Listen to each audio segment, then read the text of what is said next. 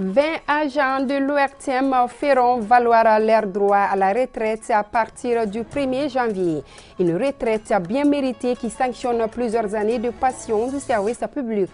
À l'occasion de leur départ, la direction générale a initié une cérémonie pour leur dire merci. À suivre dans ce journal. Sport football pour parler d'un match de gala à Irimadio en commune 6 du district de Bamako. C'était autour du thème « Le sport féminin, vecteur de promotion de la lutte contre le VIH-Sida ». L'initiative est de l'Association des jeunes sportifs. Nous en parlons en fin d'édition. Dernier vendredi de l'année, Madame, Messieurs, bonsoir et bienvenue. Je vous le disais à l'instant, ils sont 20 agents de l'ORTM, fonctionnaires et contractuels confondus, à faire valoir ce 1er janvier leur droit à la retraite. Une retraite bien méritée qui sanctionne plusieurs années de passion du service public. À cette occasion, la direction générale a initié une cérémonie pour leur dire merci. Une cérémonie d'adieu pleine d'émotions qui s'est déroulée ce matin au sein de l'établissement. Cheikh Oumar Kamara. Émotion, satisfaction, c'est ce qu'on pouvait lire sur le visage des agents de l'ORTM partant à la retraite. Ils sont journalistes, réalisateurs, animatrices, techniciens, comptables, entre autres, à faire valoir leurs droits à la retraite après d'immenses services rendus à la structure et à la nation. Nous avons, pendant des dizaines d'années, travaillé ici dans la boîte. On ne peut pas, pendant plusieurs années, travailler avec des camarades sans qu'il y ait des heures. Cela peut arriver. Et donc, Monsieur le directeur général, avec tout votre personnel, nous vous présentons nos excuses. Donc c'est un pardon que nous demandons avant de partir.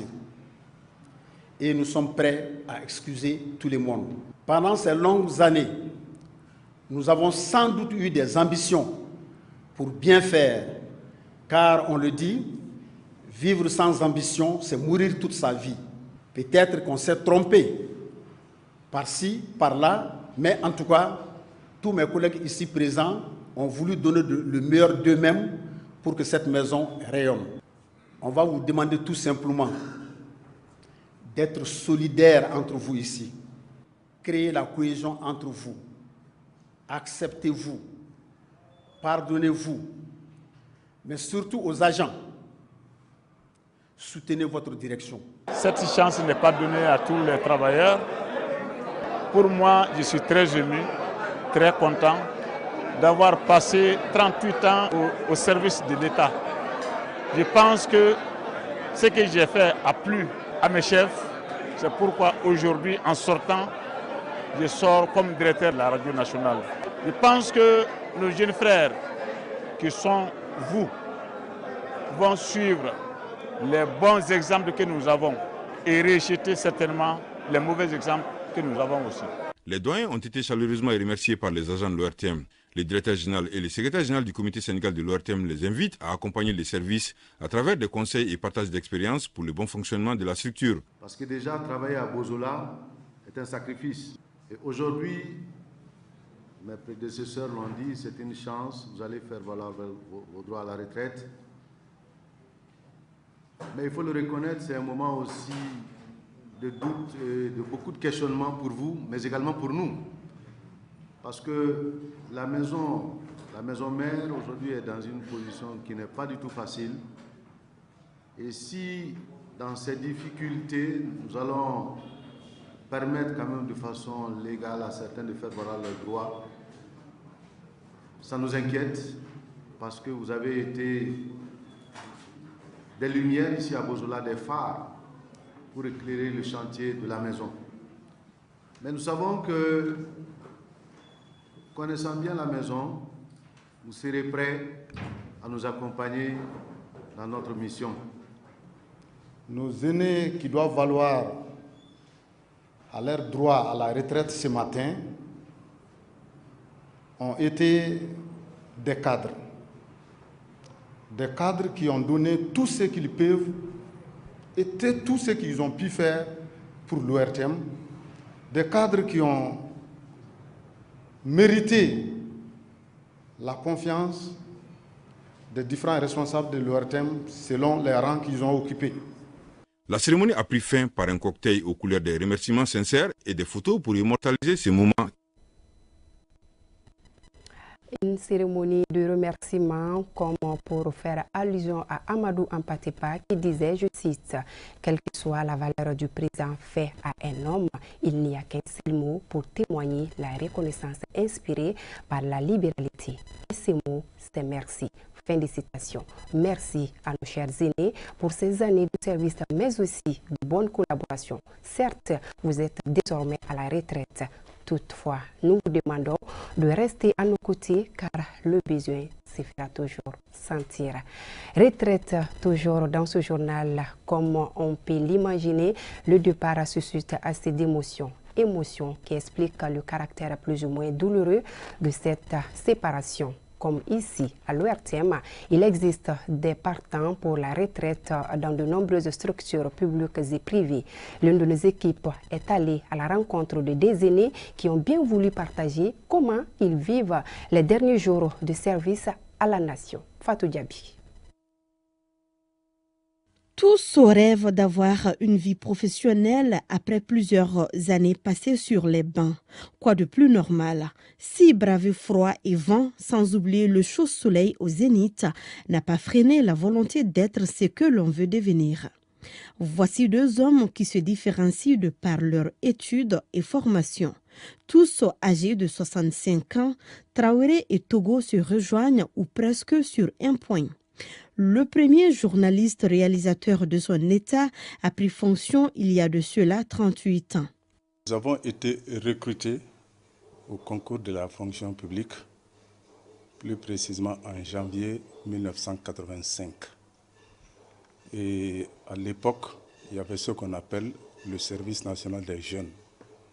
Nous avons fait 2 ans sous le drapeau, dont 8 mois en casernement.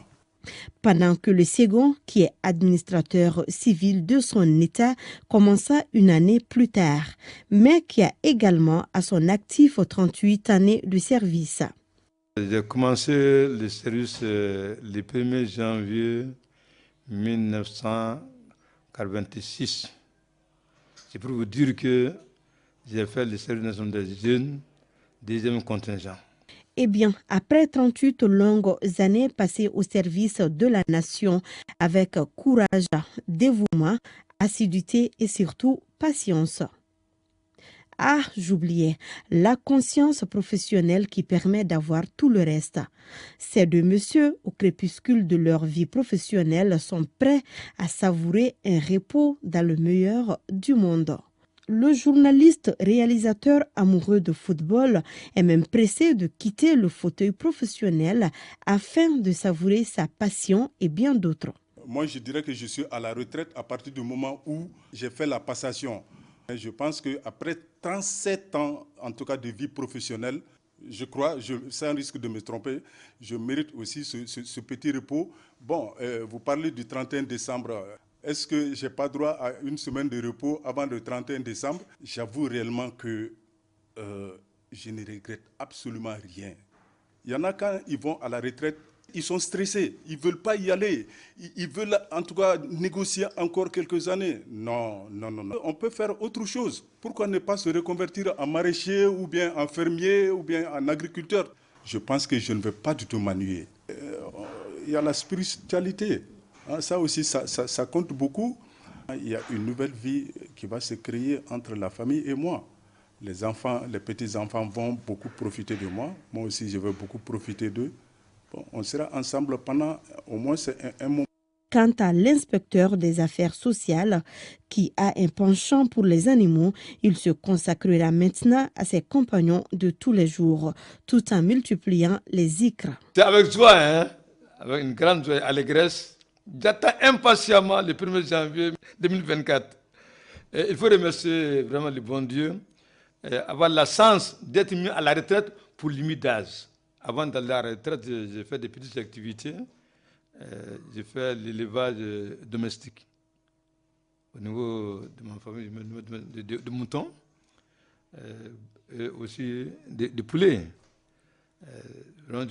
Actuellement, s'il plaît à Dieu, j'aurai le temps nécessaire de me consacrer vraiment à mes animaux, aussi de temps en temps, il faut oublier la mosquée, à notre âge.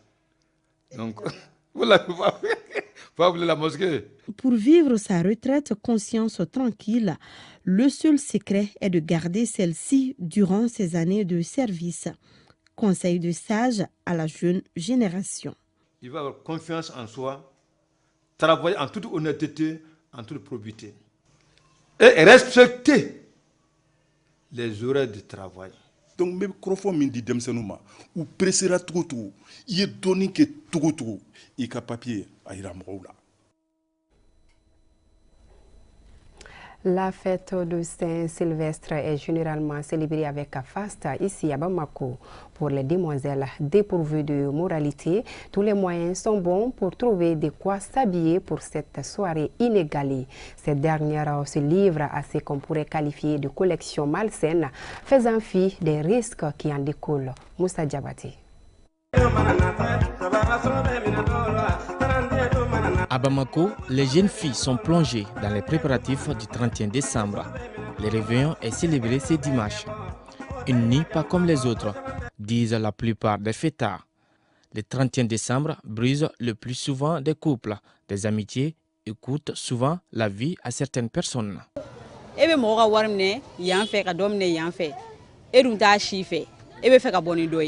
Si tu n'as pas de réelles intentions de sortir avec un homme, ne prends pas son argent lors des fêtes. Ce n'est pas bien ce genre d'histoire.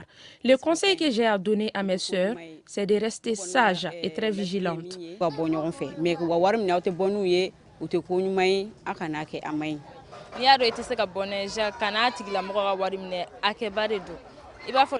C'est un péché de prendre l'argent de plusieurs hommes dans le but de leur faire expirer que tu vas sortir avec eux le jour de la fête. C'est une chose inacceptable. Les hommes ne sont pas les mêmes et ne pensent pas pareil. Certains peuvent te causer des problèmes à toi et à ta famille à cause de ces histoires.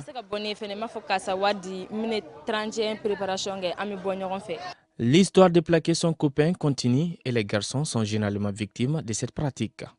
Moi, je pense que c'est une question de génération. Ces périodes-là aussi arrivent dans la vie où on est beaucoup motivé pour ces fêtes-là. En tout cas, quelqu'un qui se planifie avec une fille et qu'à la dernière minute, cette fille détourne le rendez-vous, vraiment, c'est beaucoup décevant, mais c'est des beaux souvenirs de la vie. Socialement, je pense que ce n'est pas digne d'un Malien vraiment de trahir. La trahison ne fait pas partie de notre tradition, ça ne fait pas partie de notre coutume. Donc je pense que c'est une pratique très mauvaise. La vengeance est utilisée par certains hommes. Il faut être extrêmement attentif car on ne sait vraiment pas qui est capable de faire quoi. Le conseil que j'ai à donner aux gens, c'est de rester sage et courtois avec les autres. La fête du 31 décembre, dernière réjouissance de l'année, est célébrée par les filles et garçons, chacun selon ses moyens.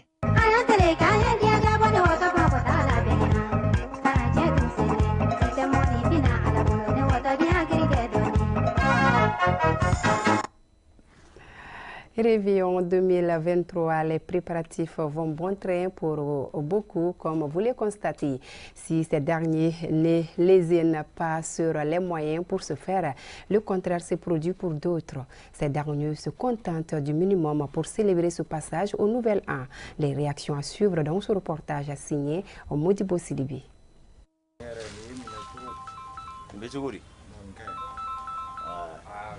Mais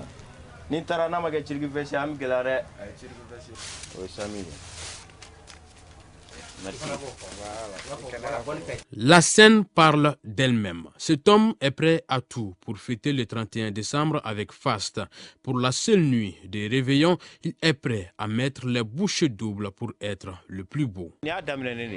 Parce que je vois que c'est le début comme ça. J'ai besoin de souliers et de cravates que je dois partir chercher. Beaucoup vont penser que j'exagère. Ce n'est pas le cas. Mon budget pour le 31 commence à partir de 500 000 francs. Mais 500 000 Kael. S'ils sont nombreux, comme ce monsieur a fêté le 31 décembre en grande pompe, nombreuses sont aussi ces personnes qui font de la célébration du 31 décembre le dernier de leurs soucis. Au dire de ces derniers, la fête du 31 décembre ne doit pas être une fin à soi. Je fais les choses en fonction de mes moyens. J'achète de la nourriture, c'est tout. Selon moi, si les moyens ne sont pas là, je ne fête pas. C'est vrai, on doit se réjouir, mais il ne faut pas faire du n'importe quoi. Cette année, je n'ai rien prévu puisque j'ai pas d'argent, mais je le ferai selon mes moyens. Par ailleurs, certaines personnes expliquent ne pas vouloir fêter les réveillons en raison de leur appartenance religieuse. Nous ne sommes pas partis de la fête à cause de notre religion. Il y a trop de mauvaises choses qui se font la nuit du 31 décembre. Des choses qui sont contraires à ma religion. Il faut s'en noyer. D'après nos intervenants, il semble que beaucoup ont décidé de ne pas fêter les derniers jours de l'année avec faste. Ceci étant dit, ceux-là qui le fêtent, ambiance, mais prudence. Je vous le disais dans les titres, le sport féminin vecteur de promotion de la lutte contre le VIH au sida. C'est le thème des matchs de gala qui vient de se jouer à Irimadjou en commune 6 du district de Bamako. L'initiative est de l'association des jeunes sportifs. La rencontre a opposé les joueuses de l'équipe Les Sœurs Unies à celle du FC Lampara. Idrissa Bakayoko. C'est dans le cadre de la commémoration de la journée mondiale de lutte contre le VIH-Sida que l'association des jeunes sportifs de Irimadjou a organisé ce match de gala. La rencontre a opposé FC Lampard en blanc aux Sœurs Unies. L'événement s'est tenu sous le thème « Le sport féminin, vecteur de promotion et de lutte contre le VIH-Sida ». L'objectif est de valoriser le football féminin, mais aussi de véhiculer les messages de sensibilisation et de protection contre cette pandémie. Durant 60 minutes de temps réglementaire, les deux équipes ont émerveillé le public sportif. Un match qui s'est soldé par le score d'1 but à 0 en faveur des Sœurs Unies. On a organisé cet événement et donc on tient à remercier toute la population de Irimadjou en commune 6 ici et pour notre soutien concernant le football féminin. Ça s'inscrit dans le cadre du VIH-Sida. Le bras de fer entre les gros bras était aussi au menu de cette journée. Une initiative qui a été appréciée et saluée par le parrain et les autorités de la dite commune. Le football féminin, d'une part, est un football qui est un peu délaissé, alors qu'on a des grands talents de footballeuses. Donc, et en même temps, le football féminin va nous servir vraiment de véhiculer les messages dans le cadre de la lutte contre le VIH. Donc, c'est un créneau très important. Et cette initiative, on doit la multiplier sous forme même de championnat si possible, afin que l'ensemble des communes du Mali puissent y participer. C'est pourquoi nous avons bien voulu accompagner l'événement. Vraiment, ça nous a beaucoup conforté. Je pense que lutter contre le sida, c'est les cibles. C'est quelle cible et quelle cible? C'est la jeunesse, les jeunes filles et les jeunes garçons. Vraiment, je remercie tous les gens qui ont fait le déplacement. L'équipe gagnante, en plus du trophée, a reçu une enveloppe symbolique. Vivement la prochaine édition. Fin de cette édition. Merci à vous de l'avoir suivi. À demain, Inch'Allah.